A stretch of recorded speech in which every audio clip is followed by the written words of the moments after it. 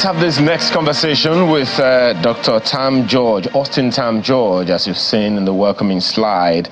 He's former Commissioner for Information in Rivers State, and he's also an alumni of the Harvard Kennedy School. Thank you for joining us this morning. Thanks for having me. Is that disturbing news that you heard? And I remember the last conversation we had was around communication. Yeah. Ensuring that we communicate with people in the right way so that we don't get certain kinds of reactions. The front page of some of the papers this morning talk about the looting of a warehouse in FCT belonging to the Agriculture Department of the territory, and some parts of the country also. It calls for the federal government to implement the right policies and all of that. Of course, there has also been several calls, including this morning from our guest during the first segment, Babatunde Ogala, Senior Advocate of Nigeria, who is saying, look, we seem to be giving so much attention to calling out the federal government that we kind of ignore or excuse the state government from doing whatever is necessary. Concerning that looting of a warehouse and a number of other places like that in the country, what is your take, and what do you think the people are signaling as a result? No, I think the message is clear. There's a food crisis in this country. We're in the middle of a very serious economic crisis, and we need specific policy directions, and we need results as soon as possible. Just as you said in our last discussion when I was last here, we discussed a lot about the role that state governments have to play. Sometimes we give disproportionate attention to what happens at the federal level, to sometimes neglect what happens in the states. And I believe that the state governors can do far much much more than what they are doing now.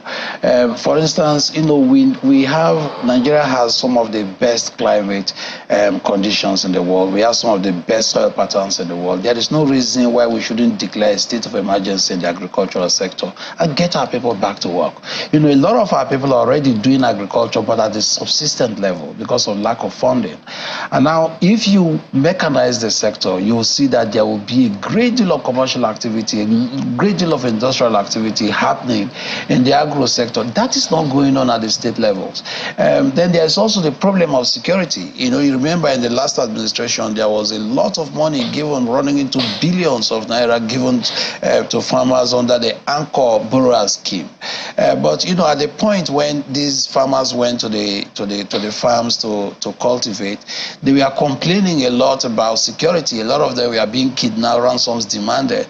And so we've seen the interface now between security problems and agricultural products, coming to the market. So we need to make sure that there is a great deal of focus on these twin issues of bringing about food sustainability around a larger question of improving security situation in the country. So this is a double whammy. A lot of people are concerned that even when we have workers, we have farmers who are willing to go to the farms, they are now complaining a lot that they are being kidnapped and they have no access to their farms. So we need to make sure that we deal with these issues about food sustainability and the crisis in the security sector. Interestingly, part of the lot of people that, as you said, that are complaining about insecurity are governors themselves.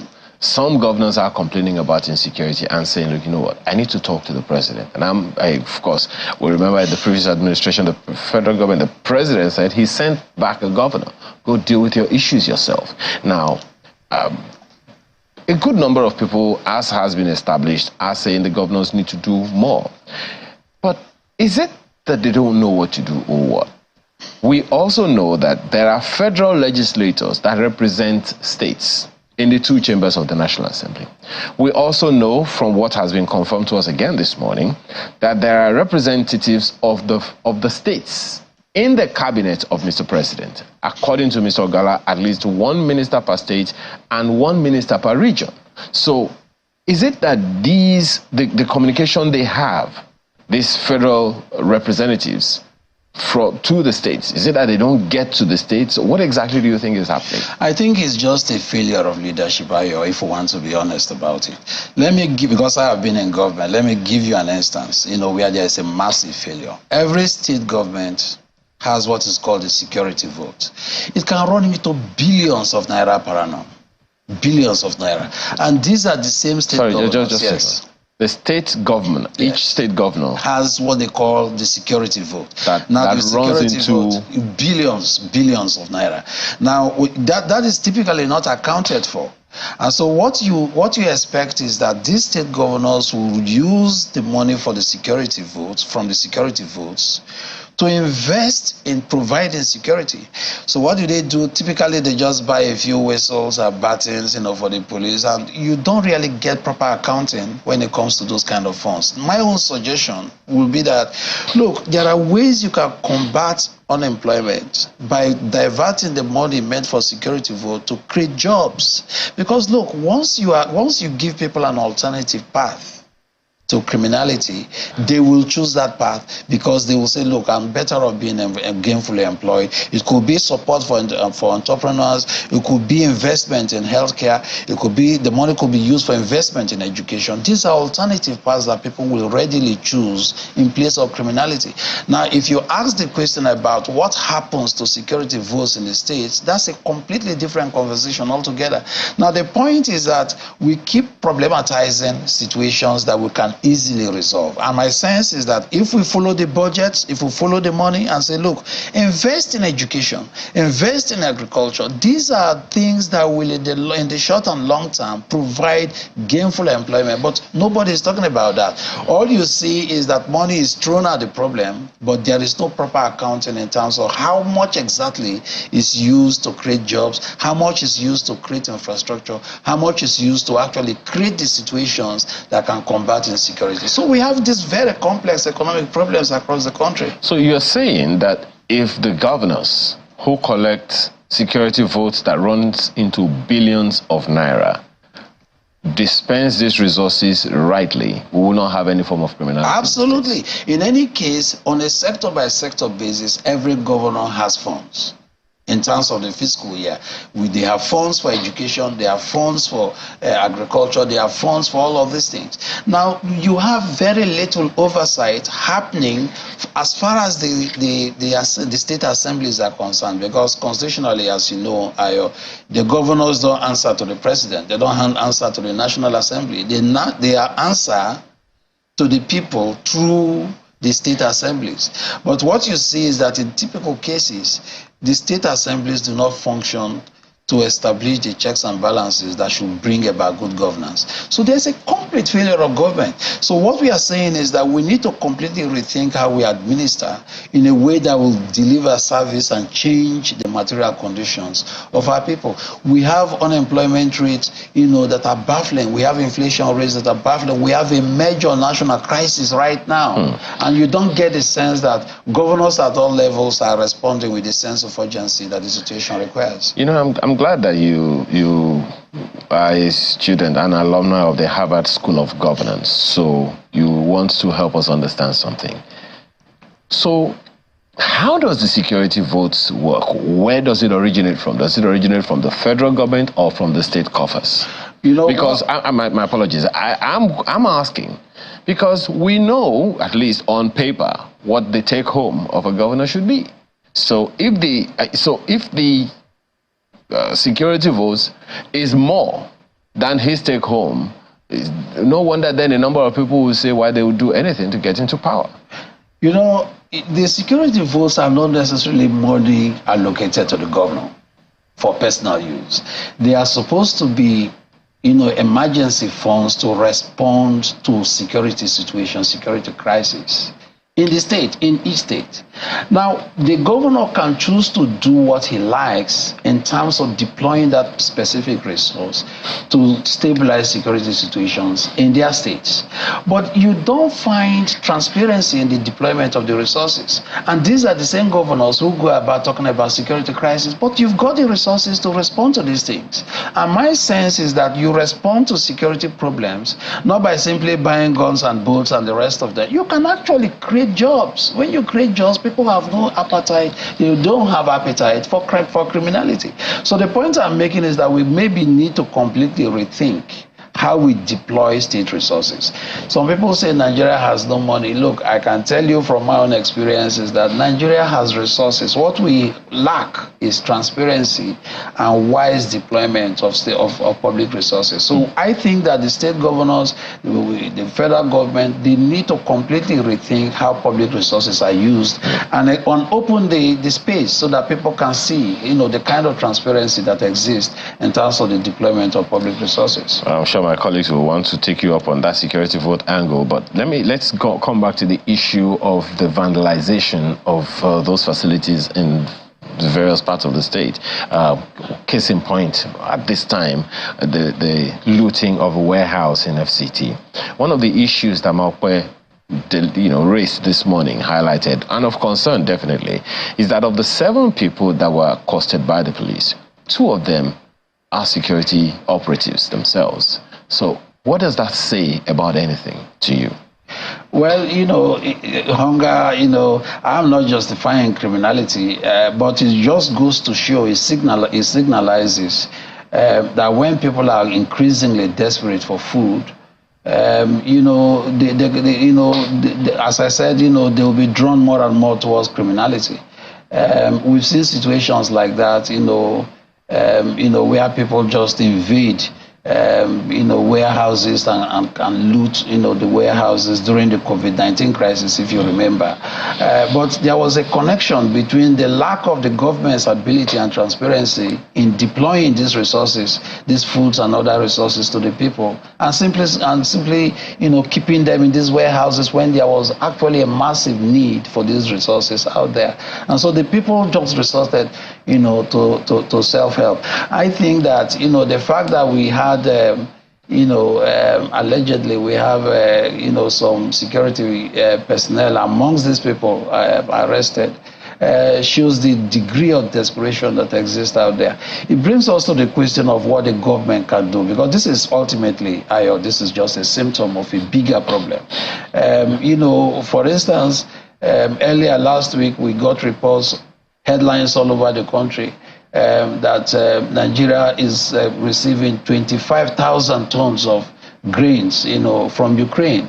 And, I thought at first this was sarcasm, because why would a war-torn country like Ukraine be making humanitarian food donations to a country like Nigeria? So it shows you the degree of problems. Nigeria has some of the best weather conditions. We have some of the best soil conditions. We have the population to go in massively into agriculture and to make sure we bring food sustainability to our people. Why should we be receiving grains from a war-torn country like Ukraine? So these are massive indications that we have a serious economic crisis, but more importantly, we have a serious leadership crisis. We want to know what can be done to bring food sustainability to Nigerians, and I think that the government at all levels, have a responsibility to respond to the crisis. Well, but that still doesn't excuse the fact that there is a lot of work for government. I mean, you mentioned it a little while ago. Now, we have been talking about agriculture for eons. I'm young enough to know that as far back as the second half of the 70s, the Obasanjo government at the time started talking about Operation Feed the Nation. The succeeding government converted it to what they called Green Revolution. And on and on and on until even this Fourth Republic, where from, on and off, we had a situation where one government or the other is talking about these things. So it is the federal government in most cases that is talking about food initiatives, agricultural initiatives at the national level. But the federal government doesn't have land, except the FCT. It is the state governments that have the land. So do you see a disconnect in communication? Or do you see, what exactly do you think is responsible for us not achieving these things at a holistic level? Yeah, but I just told you, Ayo, this is a failure of government. It's a failure of government. Yes, you said that. The Land Use Act at the state levels, for instance, Ayo, leaves the ownership of the land to the state government. I get that. Yes. You said as well, and a number of people have said that the federal government needs to take the leadership in some cases. And I would say that is perhaps one of the things that the federal government is doing, taking leadership, taking initiative, and perhaps expecting that the states will also buy into it. So is there a gap in communication? Because they really do meet. What the president, for instance, can do is to hold a meeting with the state governors and say, look, we may have our own policy here at the federal level, but it has to find resonance on the ground at the state level. After all, every state government, as far as I know, has a ministry for agriculture. In Rivers State, we have a ministry for agriculture, for instance. So every ministry of agriculture has a responsibility to domesticate a plan that can respond to the food crisis in each state. And the problem is this is not happening. And why is it not happening, Ayo? It is not happening because of an abject failure of leadership. There is no problem with the land. There is no problem with the climate. There is a problem with lack of vision in terms of responding to the challenges of food security. And I am just telling you, Ayo, that the state governors have a responsibility to respond to these things. And they are not responding to them. The question is how? What is missing? What is missing is let me give you another idea about this. The AFDB is a multilateral organization that has been talking about this, what do you call it now? Some agricultural initiative, SAPZ they call it, so that the states will come up with these agro-industrial processing zones. Specialized agro-industrial processing zones across the nation, and a number of states are already buying into it with the assurances of the federal government, because of course that that it has to be a G2G kind of thing. So what is missing in the conversation over the years? That's the question that I'm asking. Irrespective of who is in government, something needs to happen. No, it cannot be irrespective of who is in government, because there's always a question of continuity. Let me give you an example that I know so well in my state, in Rivers State. Under the Amechi administration, for instance, there was a massive investment in what they call the Songhai farms. It was an industrial farming mechanism, that had the potential, of transforming the agricultural sector, making Rivers State not only food sufficient, but was building the capacity towards, food sustainability across the region. But what happened? As soon as Amechi left government, we came into government in 2015, and there was a complete abandonment of the sector.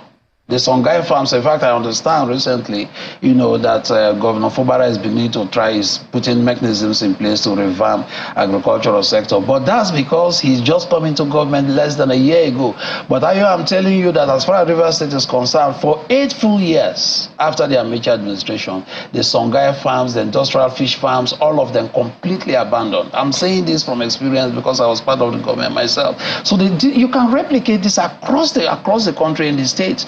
So you may have a good administration, that had a vision and started actually to implement this. But as soon as that administration leaves, you can't guarantee that those kind of visions are going to continue. So in any case, in Rivers, it didn't continue. And I just put it to you, Ayo, that for 8 years, the agricultural sector was completely abandoned. And it's very gladdening that the new Fubara administration is now beginning to think of how they can revamp the agricultural sector. Now imagine if we have continuity across the country in terms of disproportionate emphasis in food production across the board. You are going to have a lot of these things. So the point is, we can't have a country of over 200 million people, and we are getting food aid from a country that is war-torn, only 37 million people in Ukraine. Going by the example, there's a problem. My apologies. Going by the example that you cited of Rivers State, of course, some people will also cite that in several other parts of the country. Do you see politics as an inhibition to our food production agenda? Well, political actions are always influenced by the agreements or disagreements with predecessors and successors. But what I am talking about, it has to do basically with lack of continuity. I mean, if you have an administration that is focused on certain sectors, and you can see the trajectories towards progress, and the administration leaves and there is lack of continuity, it's going to affect the development of the state. Let me give you one more example, because I followed that closely in Cross River State. You probably remember that when Donald Duke was governor, he completely transformed the tourist sector, in Cross River State. We knew about the Obudu Cattle Ranch. We knew about all kinds of the Tinapa investment resort. As soon as Donald Duke left government, over the years, we've not seen continuity. In fact, the other day I was looking at, what some investors were saying concerning that resort. The Obudu Cattle Ranch completely abandoned as soon as Donald Duke, left office. So the point I'm making is that, yes, we can talk a lot about, people winning elections, but you can win elections and governance is a completely different thing. So we don't have the quality of leadership that can actually bring development, on a sustainable basis, to our people. And this is the result that we are seeing. All right, Chamberlain. Yeah, morning, Dr. Sam. George, just wondering, having seen the example of Professor Bathanagi's geometric integrated power project in Abia State, having a facility scalable to 188 megawatts. Thankfully, he says he's working on something else, which is about 1,000 thereabout. But do you see states, because we did ask him the question, why it took that long and what's the ideal time? And he says it's just 3 years. It can't happen in 3 years, meaning any government that really wants to approach that can achieve that in one term. So is there a chance from the way you see things playing out now, is it likely that we may see any state whatsoever wanting to latch onto that? And who knows, there might be just this bandwagon effect, because if we get it right in that power sector, there'll be no telling of what we can achieve if we sort that. Okay, what we've seen so far, in the specific case of Abia State regarding the presence of private investors in the power sector, shows what can happen when there is a good synergy between the public sector, that is government, and private investors on a sector-by-sector basis. But you see, this kind of synergy by themselves do not produce results for eternity. It has to continue. There has to be continuity. The drivers of that power project are alive now, and they seem to be working with the administration in Abia State. But what's the picture going to be like, when Governor Oti leaves office? What's the blueprint for power sustainability in Abia State? And now that the space has been opened, for investment in the power sector, especially at the state levels, how much of that kind of stimulus are we seeing across the states to achieve energy independence at the sub-regional level? So these are questions of leadership. These are questions of public policy. And it will be exciting to see on a state-by-state basis how the state governors are going to respond clearly to these challenges of development. I think that for each developmental challenge, there is an opportunity to move the needle in terms of providing good quality governance. My worry is that we may not have the quality of leadership, at the state level. Well, we are yet to see it. We are yet to see it. We need to make sure that state governors rise to the challenge of leadership. I believe that our constitution has, a lot of people talk about how we need to restructure, how we need to decentralize power from the state, from the federal government to the states. But I remember the song, in the 70s, now that you found love, what do you want to do with it? The same thing when they decentralize power, to the states, you've got the power. You have FAC allocation, you have all kinds of allocations, internally generated revenue. How much of developmental strides are we seeing in the states? I think that they are not proportionate in terms of how much the states are seeing. We need to see more. We need more leadership. And we need civil society to be strengthened so that questions can be asked beyond the political sphere concerning accountability and transparent use of public resources. Well, I do not know how much time we have left, but I cannot resist asking you, I mean, knowing that you have been a professional in the private sector for many years, what exactly did you make of the federal government's attempt to now say that they want to, streamline government and implement the Oronsaye report? The Oronsaye report, I think, was prepared in 2012. A lot of things have changed. A lot of things have changed. Since then, more ministries have been created. So if you say you want to implement the Oronsaye report, that's probably a good thing at the theoretical level. But ultimately, the question has to be, how do we want to, generally discipline the use of public resources in a way that is accountable, in a way that is beneficial to the most amounts of people in Nigeria? For instance, Mark, let me give a single example of waste, in my opinion. Every state has a pilgrimage board. I believe that, pilgrims should go on religious tours and only get consular support wherever they go, whether it's to Israel or whether it's to Saudi Arabia. They can sponsor their own trips and then get consular support if they have any problems wherever they visit. But we have a massive waste, in my opinion, going on in that sector, where pilgrims are funded by governments across the country. That's a massive waste. I don't see how many Oronsaye reports are going to help that. So if you want to implement the Oronsaye report, theoretically, that's fine. But then what about the various points of wastage, such as the ones I just mentioned? It takes a great deal of rethinking of our public institutions and how money is spent for us to be able to arrive at, spending money in a way that is responsible. And some people will still docket it in the Department of political will. But anyway, let's close now. There are those who ask, first of all, in the Rivers State, do you think that the feud, well, alleged feud, if we can use that term, between the two governors, do you think it's over?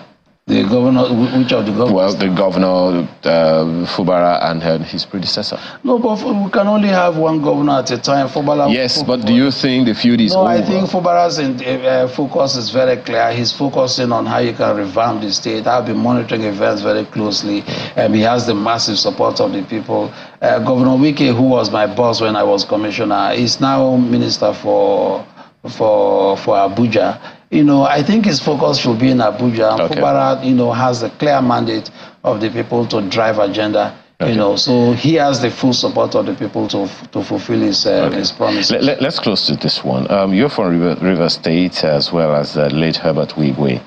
Our condolences again. How did you receive that news? I was very shocked because I happened to be close to the family. His father, Shengo Wigwe, is a very good friend of mine. Herbert and I worked together when I was commissioner. We had the Rivers at 50 in 2017. I was commissioner for information, and during the committee work, Herbert was the chairman of the fundraising committee, I think. Okay. And we worked very closely. He had boundless energy, had passion, a very self-driven young man. Absolutely. So I really condole the family, and I wish that he will find rest and his family.